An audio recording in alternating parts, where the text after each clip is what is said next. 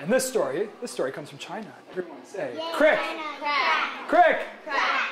Once upon a time, in a city, there lived a prince. And this prince one day woke up and opened his eyes and, his eyes were killing him. They hurt so bad, and he couldn't see properly. And he called in the doctor. Could the doctor help? No, this doctor couldn't. And he called in the magician. Could the magician help? He called in everybody, but no one could help him with his eyes. And finally, not knowing what to do, he couldn't handle it anymore. He put out a reward. He said, anybody that can help me cure my eyes will get 1,000 gold coins. Well, in that same city, there was a man who made a living by selling candy. He had a little basket that he had with candy, and he would go out into the streets, and he would sell the candy to someone. No, she's not candy. You do? Well, he would give the candy to people, but the thing was, sometimes a street child who lived on the street, I'll give it to you in a sec, and couldn't afford to pay for the candy, they would come up to him and say, please, can I have some candy? And he knew they couldn't pay for it, but he felt so bad. And he said, you and I, we are one. So here, take this candy. And because he did this all the time, he didn't make a lot of money, but he would always say, we are one. And he would give candy when he could. Now, one day, he heard the news about the prince. And the prince who had the problem with his eyes. And he remembered that when he was a little boy, his mom would take him walking out in the forest. And he would find all sorts of plants that would help cure things. And he remembered there was something about eyes, but he couldn't remember which plant. But he thought, I should try. Maybe carrots, you're right. Yeah, carrots are good for your eyes. Ooh, he thought maybe I'm going to go look for some carrots. And so, the next day, he left his home and he went walking out into the forest, looking everywhere for carrots. And though he looked here and, is there carrots? Carrots? Carrots here? Yes, carrots are here. Oh, no, this isn't the right one. He looked everywhere, he couldn't find it. I have carrots. Wait. Wait, I know the kind of carrots he needs. Black carrots. He needs black. Yeah, but no, that's not... Suddenly, as he was going through the forest, he came to a river, and there he saw that a rock had fallen into the river, and the water was flowing around the rock. And right there on the shore was an anthill, and the water had flowed right into the anthill and flooded it. And all the ants were running out as quickly as they could. And you guys ever stepped on an anthill before? Oh, yeah. And you see when they run out, they carry all their babies, the little white larvae. And they carry them out, and he saw them, and he felt so bad. And he said, you and I, ants, we are one. And so he reached out, and he picked that rock, and he took it out of the river. And he took a stick, and he drained the water out of the anthill so that they were okay. And he said goodbye. And he kept on going through the forest. But just then, he started to get so tired, and he lay down, and he thought, I'll take a quick nap. And he fell fast asleep. Let's hear some snores, everybody. While he was sleeping, he had a dream. And in his dream, he found himself in this world with all of these buildings around him. And suddenly, he heard this noise. And it was all these marching feet. And he looked around, and there was a whole bunch of soldiers wearing black armor coming towards him. And as soon as they came up, they said, you, our queen wishes to see you. Come with us. And so they led him through the streets of the city, all the way to the palace in the middle. And there in the center of the palace, sitting on the throne, was the queen. And the queen said, you have helped my people. And because of that, if you ever need help from us, just call, and we will be there. Because you and I, we are one. And with that, he woke up, and he thought about the dream he had. And he said, wait a second, black soldiers and a queen in the center? That sounds like the ants. Maybe it was a dream about the ants. Maybe I went into the world of the ants just like that man went into the world of the ants. And he said, maybe I did, maybe I didn't, but I've got to find that carrot. And he looked everywhere, but suddenly he looked up and he saw the sun was beginning to set and storm clouds were rolling in. He thought, I need some shelter. And he looked, and there through the treetops, he saw the roof of a building. And he started running towards it because the rain was beginning to fall. And he thought, I need some shelter. And he ran towards it, and he saw that it was an old temple that had fallen into ruin. And the plants and the trees were growing into it. But as he was going, he saw he wasn't the only one running. He looked over his shoulder, and there came swooping a bird. And when he looked where the bird was swooping, he saw that on the ground was a little centipede. You guys ever seen a centipede before? Yeah. How many legs does it have? Like 100. Like hundreds of legs. And he saw the bird was about to catch, and it's yellow. This one especially had orange dots on it. And he saw the bird was about to eat that centipede, and he felt so bad. He jumped in front of the bird. And then when the bird flew up, he lifted up the centipede and he said, you and I, we are one. Let me give you some shelter. And he took him all the way to that ruined temple. And when he got there, he sat under the roof where they had some shelter. And he got some sticks together and he made a little fire. And he said, I have no food here, but maybe you could eat some of these leaves. And he left them for the centipede. And after all the excitement, again, he felt tired.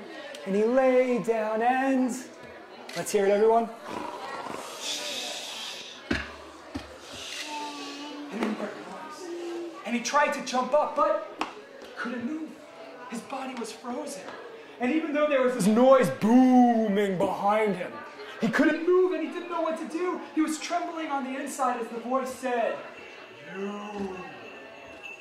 You have helped me. You have saved my life.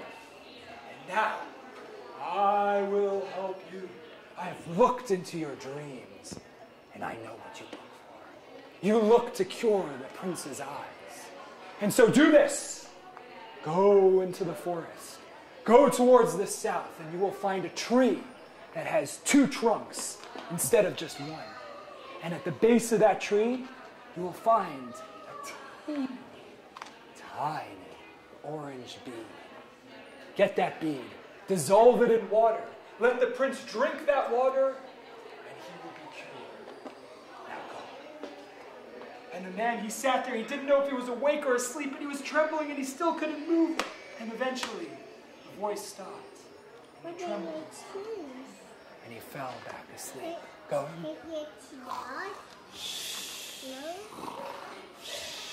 Well, when he woke up in the morning, he looked, and he saw there was light coming from him. And he felt he could move again. And quickly he looked to the spot where he heard the voice, and there was nothing there. And he suddenly realized who had been in that spot the night before? Centipede. The centipede. Could it be? Could that centipede have told me the truth? Well, I don't know where else to look. I should try it. And so he got up, and he started making his way through the forest. And he went further and further to the south, and then he saw it. A tree that instead of 1 trunk, what did it have? 2. And he looked down to the ground, but oh no. All over the ground were leaves and pine needles, and how was he going to find a tiny orange bead and all of this stuff? He didn't know what to do. And suddenly he remembered. Who else had promised to help him? The ants. Maybe it was just a dream, but maybe it was true. Well, he had to see. He got down close to the ground and he said to the ants, Ants, you and I, we are one. And if you can hear me, please, I need your help to find this orange bead. Suddenly, whoa, from all around him, from the leaves came swarming thousands, millions of black ants. And he didn't even want to move. He was afraid he would step on them. And he watched as they swarmed all around the tree. And suddenly, in front of him, they parted. And right down the middle came one long row of ants. And in the very front was one little ant. And in his tiny pinchers was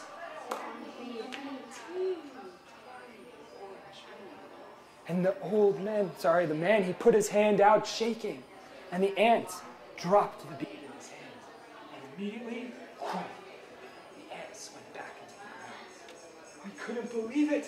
Would this actually cure the prince? Would it work? He didn't know, but he put it carefully in his pocket, and straight away, he went back to his city. And as soon as he got to the city, he went right to the palace. And when he got to the palace, he saw a guard standing there, and he said, Guard, guard, I have come to cure the prince.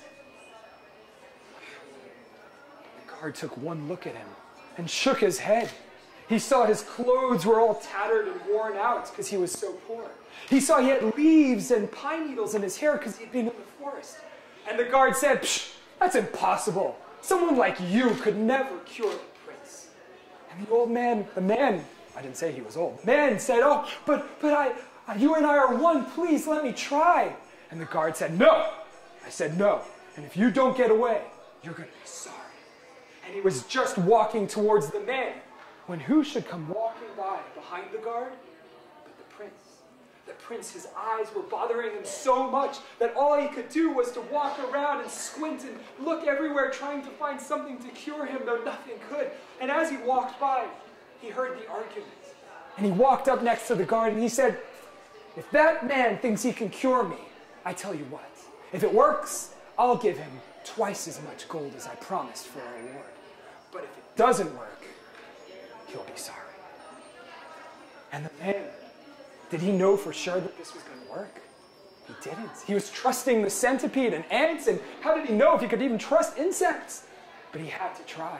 And so he asked for a cup of water. And when it was brought, he dropped that bead in and dissolved it. And he handed it to the prince. And the prince took a sip of that water and suddenly he felt this tingling around his eyes. And it was like warmth was spreading over his face, through his whole body. And then he opened his eyes and they didn't hurt anymore. And he could see clearly again. And he was so happy. He ran over to that man and he gave him a hug. And he ran into the palace and he brought out 2 huge sacks of gold. And he gave them gratefully to the man.